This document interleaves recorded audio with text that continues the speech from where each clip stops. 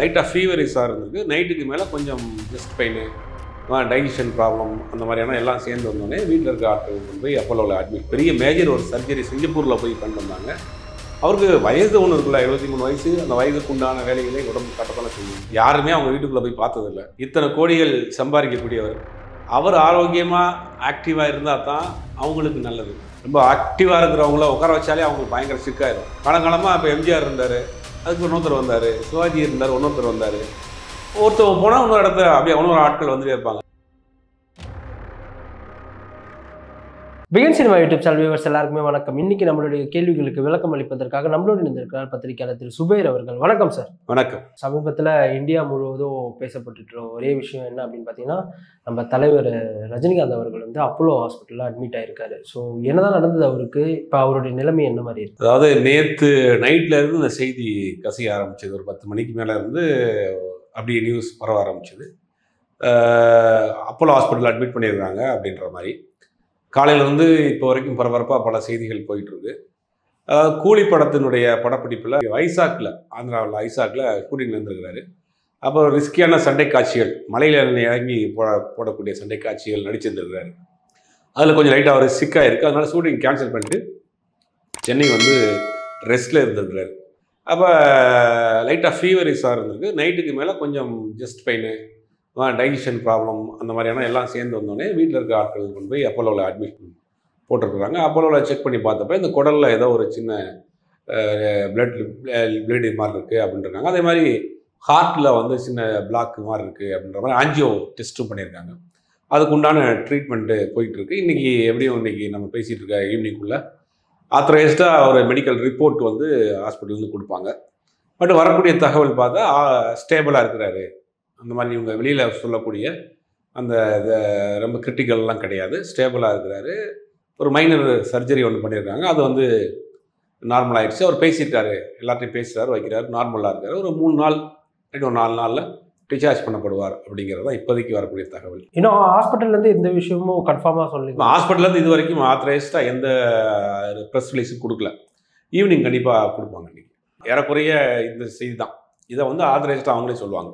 இவ்வளோ பெரிய ஒருத்தர் வந்து ஹாஸ்பிட்டலில் போய் அட்மிட் ஆயிருக்காரு. இப்போ வரைக்குமே யாருமே வந்து பார்த்த மாதிரியான ஒரு தகவலுமே வெளியே வரலையே சார். யாருமே வந்து பார்க்கல. எதனால்? யாருமே அலோவ் பண்ண மாட்டாங்க. எப்படி நீங்கள் ஒரு ட்ரீட்மெண்ட்டில் இருக்கிறவங்க அலோவ் பண்ணுவாங்க? அவருக்கு ட்ரீட்மெண்ட் போயிட்டுருக்கு. ட்ரீட்மெண்ட் முடிஞ்சு நார்மல் வார்டுக்கு அவங்க கொண்டு வந்து தான் சொல்கிறாங்க.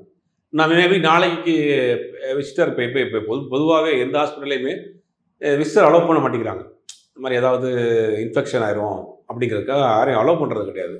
அதனால் நாளைக்கு ஒருவேளை அதை வந்து நார்மல் வார்டுக்கு மாற்றின பிறகு விசிட்டர் அலோவ் பண்ணுவாங்கன்னு நினைக்கிறேன். ரஜினி அவர்களுக்கு இந்த மாதிரி நிலைமை ஏற்பட்டதுக்கப்புறம் வேட்டையன் படத்தோட ரிலீஸ் டேட் எப்பயாவது மாறுறதுக்கு வாய்ப்பு இருக்கா? இல்லை, வேட்டையன் ஆல்மோஸ்ட் முடிஞ்சிச்சு. சென்சார் வாங்கிட்டாங்க, ஓவர்சீஸுக்கு கண்டென்ட் போயிடுச்சு, படம் வந்து இது எல்லாம் தயாராகிடுச்சு, சென்சார்லாம் முடிஞ்சிருச்சு. வேட்டையனுக்கு எந்த பாதிப்பும் இது வராது. வேட்டையன் சொன்ன மாதிரி 10ஆம் தேதி கன்ஃபார்மாக ரிலீஸ் ஆகிரும். அதில் வேட்டையனுடைய ரிலீஸில் எந்த பிரச்சனையும் வராது. தனுஷ் அவர்களும் ஐஸ்வர்யா ரஜினிகாந்த் அவர்களும் பிரிஞ்சதுக்கு அப்புறம் தான் இவருக்கு இந்த மாதிரியான மன அழுத்தத்துக்கு போயிட்டாரு. ஸோ அதனால தான் வந்து இந்த நிலைமை அவருக்கு அப்படின்ற மாதிரிலாம் பேசிகிட்டு இருக்காங்க. இல்லை, 2020 இவருக்கு இதே மாதிரி ஒரு மைல்டாக ஒரு ப்ராப்ளம் இருந்துச்சு. அதுக்கு அப்போலோவில் தான் ட்ரீட்மெண்ட் எடுத்தார். அதுக்கு மேலே 2011-12 காலகட்டங்களில் ஒரு பெரிய மேஜர் ஒரு சர்ஜரி சிங்கப்பூரில் போய் பண்ணிட்டு வந்தாங்க. அவருக்கு வயது ஒன்று இருக்குல்ல, 73 வயசு. அந்த வயதுக்கு உண்டான வேலைகளை உடம்பு கட்டத்தானே செய்யும். மற்ற அதுவும் இல்லாமல் இப்போ சமீபத்தில் ரிஸ்ட் இல்லாமல் ஓடிட்டுருக்காரு.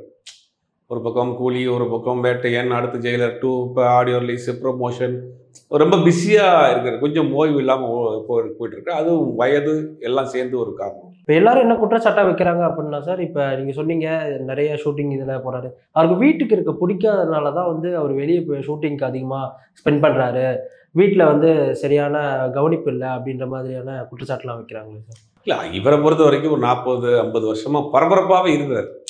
பரபரப்பாக இருக்கிற ஆட்களை வீட்டில் உட்கார மாட்டாங்க. நீங்கள் பார்த்தீங்கன்னா தெரியும், ரொம்ப ஆக்டிவாக இருக்கிறவங்கள உட்கார வச்சாலே அவங்களுக்கு பயங்கர சிக்காயிரும். அதனால அவங்க வந்து வேலை பார்த்துக்கிட்டே இருக்கணும். அந்த மாதிரி ஆட்கள் ரொம்ப சுறுசுறுப்பாக இருக்கிறவங்க என்ன பண்ணுவாங்க, ஏதாவது ஒரு வேலை பார்த்து, வீட்டில் இருந்தால் கூட ஏதாவது வேலை பார்த்துட்டே இருப்பாங்க. அந்த மாதிரி ஒரு டைப் அவர். அதனால் அதனால காரணம் கிடையாது.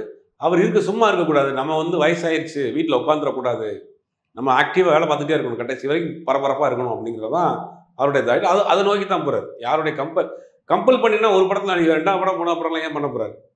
இவர் இன்ட்ரெஸ்ட்டு தான். நம்ம வந்து அடுத்தடுத்து பண்ணோம், நமக்கு இருக்கிற வரைக்கும் நம்ம ஆக்டிவாக இருக்கணும் அப்படிங்கிறது தான். ஆனா ஒரு சில பேர் என்ன சொல்றாங்கன்னா, லதா ரஜினிகாந்த் அவர்கள் வந்து ரொம்ப மணி மைண்டடா இருக்காங்க, இவரை கவனிக்கவே மாட்டாங்க ஒழுங்கா அப்படின்ற மாதிரி சொல்லி ஒரு குற்றச்சாட்டு வைக்கிறாங்க. யாருமே அவங்க வீட்டுக்குள்ளே போய் பார்த்ததில்ல. தெரியாமல் இங்கே இருக்கிறவங்க 1000 கதைகள் சொல்லுவாங்க. என்னதான் இருந்தாலும் ஒரு தமிழ்நாட்டினுடைய சூப்பர் ஸ்டார், இத்தனை கோடிகள் சம்பாதிக்கக்கூடியவர், அவர் ஆரோக்கியமாக ஆக்டிவாக இருந்தால் தான் அவங்களுக்கு நல்லது. அவங்க பாயிண்ட் ஆஃப் வியூவில் பார்த்தாலும் அப்படி இருக்கப்போ எப்படி கவனிக்காம விட்டுருவாங்க? பேசிக்காக அவர் ஆரோக்கியமாக நல்லா இருந்தால் தானே வருமானம் வரும், பேர் புகழ் வரும். அப்படி இருக்கப்போ அவங்கள எப்படி கவனிக்காம விட்டுருவாங்க? அப்போ இது பேசிக்கே கேட்குற விஷயமே தப்பாக இருக்கு. அவங்க மற்ற விஷயங்களில் பண விஷயங்கள் கொஞ்சம் கராராக இருப்பாங்கிறத உண்மை. இவர் கவனிக்காமல் இருக்காங்கிறத எப்படி ஏற்றுக்க முடியும்? ஷூட்டிங் ஸ்பாட்ல வந்து அதிகப்படியான ஒர்க் இருந்ததுனால தான் இப்போ இந்த மாதிரி ஆச்சு அப்படின்னு சொல்றாங்களே, இது உண்மையான தகவல்? ஆமாம், படத்தில் வந்து நிறையா ஃபைட் சீக்வன்ஸு, ரிஸ்கியான காட்சிகள்லாம் நிறையா இருந்திருக்கு. அதை கொஞ்சம் டூப் போடாமல் இவர் நடிச்சிருக்காரு. அதுலேயும் கொஞ்சம் ஸ்ட்ரெயின் ஆயிருக்கு. ரஜினிகாந்த் அவர்கள் இதுக்கப்புறம் ஹீரோவா படம் நடிக்க வாய்ப்பு இருக்கா? ஏன் அடுத்த வரிசையாக படம் லைனப் இருக்கு. வேட்டையன் முடிஞ்சு கூலி படம் போயிட்டு இருக்கு, படம் பாதி முடிஞ்சிருச்சு. அடுத்து ஜெயிலர் 2 ஆரம்பிக்க போகிறாங்க. அப்புறம் வந்துட்டு வரிசையாக படங்கள் வரிசையாக இருக்குது. இதுக்கும் ரொம்ப இதை காட்டிலே மோசமான கண்டிஷன் போயிட்டு வந்துலாம் கிட்டத்தட்ட 10 வருஷத்துக்கு முன்னாடி இதை காட்டிலும் மோசமான கண்டிஷன் கூடாது. அவர் வந்து அவ்வளோதான் அப்படிங்கிற மாதிரியான கண்டிஷனில் இருந்து எந்திரிச்சு வந்து கடந்த 10 வருஷமாக வந்து பயங்கர ஹிட் கொடுத்துட்ருக்காரு. அப்படிங்கும் போது இந்த ஆக்டிவாக இருக்க மாட்டார். இந்த அளவுக்கு ஓரளவுக்கு ஆக்டிவாக இனிமேல் ரிஸ்கியான காட்சிகள் நடிக்கிறதெல்லாம் கொஞ்சம் குறைச்சிக்குவார். கொஞ்சம் சேஃப்டியாக பக்குவமாக இருப்பார். ஒருவேளை ரஜினிகாந்த் அவர்கள் வெளியே வந்து என்னுடைய ஹெல்த்து ப்ளஸ் ஃபேமிலியை நான் பார்க்கணும் அப்படின்னு சொல்லி நடிப்பை விட்டுட்டாரு அப்படின்னா தமிழ் சினிமாவோட நிலைமை என்னது? தமிழ் சினிமா ஒன்றும் ஆகாது. ஆனால் அவரை வைத்து படம் எடுக்கக்கூடிய ஆட்களுக்கு பாதிப்பு, ரசிகர்களுக்கு ஒரு ஏமாற்றம். ஆனால் இன்னொரு நடிகர் வருவார், அதுக்கு பதில் அவ்வளோதான். காலங்காலமாக இப்போ எம்ஜிஆர் இருந்தார், அதுக்கு இன்னொருத்தர் வந்தார். சிவாஜி இருந்தார், இன்னொருத்தர் வந்தார். ஒருத்தர் போனால் இன்னொரு இடத்துல அப்படியே இன்னொரு ஆட்கள் வந்துட்டே இருப்பாங்க. ஆனால் ரசிகர்களுக்கு ஒரு பெரிய ஏமாற்றம், அவரை நம்பி பணம் போட்டு எடுக்கக்கூடிய தயாரிப்பாளருக்கு பெரிய லாஸு, அவங்க ஃபேமிலிக்கு ஒரு பெரிய லாஸ், அதெல்லாம் இருக்கு இல்லையா? இப்போ அவரை நம்பி ஒரு பெரிய ரசிகர் கூட்டம் 40-50 வருஷமாக இருக்கிறாங்க. ஓப்பனிங் ஷோ பார்க்குறதுக்குன்னே ஒரு ஆட்கள் இருக்காங்க. அவங்களுக்கும் ஒரு ஏமாற்றம். தனுஷ் அவர்களும் ஐஸ்வர்யா ரஜினிகாந்த் அவர்களும் வந்து ரஜினிக்காக மறுபடியும் ஒன்று சேர போகிறாங்க அப்படின்னு சொல்லி பேசிக்கிட்டு இருக்காங்க. இல்லை, இவர் உடல்நிலை சரியில்லாமல் போகிறதுக்கு முன்னாடியே அவங்க திருப்பி சேர போகிறாங்க அப்படிங்கிற ஒரு செய்தி பரவலாக போயிட்டு இருக்கு. பட் இது அவங்க சேர்றதுக்கு இந்த சம்பவம் ஒரு காரணமாக அமையலாம். நேரம் 2 பேரும் பார்க்கலாம், அங்கே மீட் பண்ணலாம், மனம் விட்டு பேசி சேர்றது நல்ல விஷயம் தானே. ஏதோ ஒரு கெட்ட விஷயத்து நல்லது நடந்தால் நல்லது தானே. சேர்றதுக்கு கூட வாய்ப்புகள் அதிகம் இருக்காது. கூலி படத்தோட படப்பிடிப்பு எந்த அளவுக்கு சார் போயிருக்கு? கூலி வந்து கிட்டத்தட்ட ஒரு 50-60% படம் முடிஞ்சிருச்சு. அந்த மீதி உள்ள போர்ஷன் அடுத்து இங்கே சென்னையில் ஷிஃப்ட் பண்ணி எடுக்க போகிறாங்க. இந்த தான் இந்த படத்தோடைய பேக்கப்பு. இது முடிஞ்சோடனே ஜெயிலர் 2. ரஜினி இப்படி இருக்கிறாரு அப்படின்றதுக்காக கூலி படத்தோட ஸ்டோரி எதனா மாற்றுறதுக்கு வாய்ப்பு இருக்கா? இல்லை, மாற்ற மாட்டாங்க. காட்சிகளில் வந்து சில சேஞ்சஸ் பண்ணுவாங்க. இவருக்கு ரொம்ப ரிஸ்கியான காட்சிகள்லாம் கொடுக்காம கொஞ்சம் சேஃப்டியாக பண்ணுவாங்க. சில காட்சிகள் இந்த மாதிரி ஃபைட் சீன் ரொம்ப ரிஸ்கியாக ஃபைட் பண்ணுற காட்சியெல்லாம் டூ போட்டு எடுத்துக்கிடுவாங்க. ஏன்னா இப்போ அண்ணாத்த படம் வர்றப்போ உச்சகட்டமாக கொரோனா இருந்துச்சு. அந்த நேரத்துலேயே அவருக்கு வந்து போய் ஷூட் பண்ணி நடிச்சு கொடுத்தாரு. அப்படிங்கும்போது அது அந்த இடத்துல கொஞ்சம் சேஃப்டியாக தான் இருப்பார் இனிமேல். இப்போ ரஜினி அவர்களுடைய ரசிகர்களோட மனநிலை எந்த மாதிரி சார் இருக்கு? ஒரு மிகப்பெரிய ஒரு அதிர்ச்சியில் தான் இருக்காங்க. ஏன்னா வேட்டையன் 10ஆம் தேதி ரிலீஸ் ஆக போகுது, நாளைக்கு ட்ரெய்லர் ரிலீஸ் ஆக போகுது. இப்படி ஒரு செலிப்ரேஷன் மூடில் இருந்தவங்களுக்கு ஒரு பெரிய ஷாக் இந்த செய்தி. அதுவும் இல்லாமல் அப்பப்போ அப்டேட்டு, ஃப்ளாஷ் நியூஸு, பிரேக்கிங் நியூஸ்ன்னு போட்டு அவங்கள வந்து ஒரு நிலைக்குலையை வச்சுருக்கிறாங்க. ஏன்னா ஏற்கனவே 2-3 தடவை இந்த மாதிரியான ரொம்ப ஒரு கிரிட்டிக்கல் பொசிஷனுக்கு போய் இது ரெக்கவரி ஆகி வந்துட்டார். அப்படிங்கும் இந்த முறையும் அந்த மாதிரி வந்துடுவார் அப்படிங்கிற நம்பிக்கை இருந்தாலும் கூட வரக்கூடிய செய்திகள் அவங்களுக்கு ஒரு பெரிய அச்சத்தை உண்டு பண்ணியிருக்கு. ஏன்னா இப்போ தான் பாட்டு வந்துச்சு, பெருசாக அவங்களுக்கு கொண்டாடினாங்க, ஒரு ப்ரிவியூ வந்துச்சு, படம் ரிலீஸ்க்கு தயாராக இருக்குது, அப்போ தேட்டரில் போய் என்ஜாய் பண்ணலாம் அப்படின்னு எதிர்பார்த்துக்கிட்டு இருந்தவங்களுக்கு இந்த ஒரு செய்தி வந்து ஒரு பெரிய இது.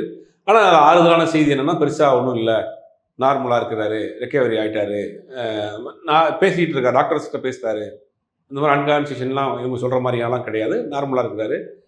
தமிழ்நாடு அரசு சார்பிலேருந்து பேசியிருக்கிறாங்க, ஹெல்த் மினிஸ்டர் பேசியிருக்கிறாரு, அவங்க கண்காணிச்சிட்டு இருக்காங்க, இவரும் ஆக்டிவாக தான் இருக்கிறாரு, பேசிகிட்டு இருக்காங்க. ஒரு 2-3 நாள் டிச்சார்ஜ் அப்படிங்கிற ஒரு செய்திகள்லாம் அவங்க வர்றப்ப ஒரு ஆறுதலாக இருக்கிறாங்க. நேற்று நைட்டு இருந்து ஒரு பெரிய ஒரு அழுத்தத்தில் இருந்தாங்க. இப்போ அவங்க கொஞ்சமாக அந்த ரிலாக்ஸ் கிடச்சிருக்கும். ரஜினி அவர்கள் நலமாகிட்டு மறுபடியும் நார்மல் ஜென்ரல் வார்டுக்கு மாற்றிட்டாங்க அப்படின்னா எந்த செலிபிரிட்டிஸ்லாம் போவாங்க? இல்லை, ஹாஸ்பிட்டலில் யாரையும் பார்க்குறதுக்கு அலோவ் பண்ண மாட்டாங்கன்னு நினைக்கிறேன் யாரையுமே. வீட்டுக்கு ஆன பிறகு சில நடிகர்கள் பார்க்க, நீங்கள் யாரை கேட்குறீங்கன்னு தெரியும். விஜய் போய் பார்ப்பாராங்கிறதா எல்லாருடைய கேள்வி. தமிழ் சினிமாவில் ஒரு சீனியர் நடிகர் கிட்டத்தட்ட 50 வருஷமாக நடிச்சிட்டு இருக்காது, 50வது வருஷம் கொண்டாட போகிறாங்க.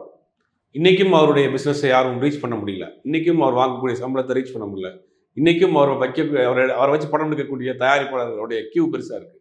அப்படிங்கும்போது அவருடைய சாதனை இருக்குல்ல, அதுக்கு நம்ம மரியாதை கொடுக்கணும். அதுக்காக இன்றைக்கி வந்து எல்லாரும் வந்து இன்றைக்கி விஷ் பண்ணியிருக்கிறாங்க, எல்லாரும் ப்ரேயர் பண்ணுறாங்க, அவர் ரசிகர்கள் வந்து இது பண்ணுறாங்க.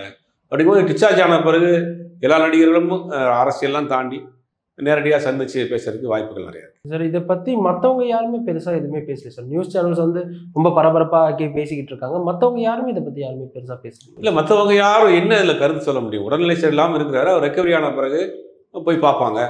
சில பேர் வந்து இனிமேல் சீக்கிரம் கவர்னர் ஆளுநர் பேசியிருக்கிறாரு, சீஃப் மினிஸ்டர் பேசியிருக்கிறாரு, ஹெல்த் மினிஸ்டர் பேசியிருக்கிறாரு, பிரைம் மினிஸ்டர் அடுத்து பேசி இன்றைக்கி ட்வீட் போடாலும் போடுவார். அந்த மாதிரி எல்லாரும் அவங்க பற்றி பேசுகிறாங்கல்ல.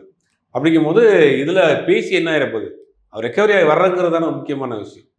அப்போ வந்த பிறகு சிலர் பேசலாம், சில பேர் நேரடியாக பார்க்கலாம், அதுக்கெல்லாம் வாய்ப்பு நிறையா இருக்குது. இந்த சந்தர்ப்பத்தை பயன்படுத்தி ரஜினி அவர்கள் மீது அவங்களுடைய ஏட்டர்ஸ்லாம் வந்து வன்மத்தை கக்குறாங்களே சார். அதான் ஒரு அடிப்படை நாகரிகம் இல்லாத ஒரு செயல், மனிதாபிமானம் இல்லாத செயல். நம்ம வீட்டில் ஒரு அந்த மாதிரி ஒரு ஏஜில் ஒருத்தர் இருக்கிறாரு. ரெண்டாவது அவருடைய சாதனைக்காவது மரியாதை கொடுக்கணும்.